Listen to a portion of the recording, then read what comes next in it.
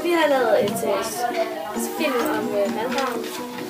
Det første klip fra historien. Grunden til, at vi har taget det er, fordi vi lærer personernes identitet og deres personlighed.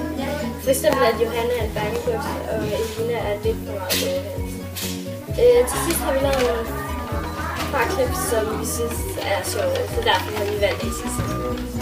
Sikke en dejlig dag der i dag. Ja, solen skinner. Hey, skal vi ikke gå ind gennem skoven? Vi er så ret sent på den, og så er der også rimelig uhyggeligt derinde. Men det er jo en genvej. Kom nu, bangebuks. Okay, så. Nu skal vi også skynde os. Okay. Jeg fik et chok. Hvad er det? Det er bare en mål, men det var ramt. Den kommer tættere og tættere på. Ej, se, den ser bedrøvet ud. Se. Nu får den jo væk. Ej, der må jo lige være æder der. Men... Jeg følger efter den. Nej! Vent! Jeg går altså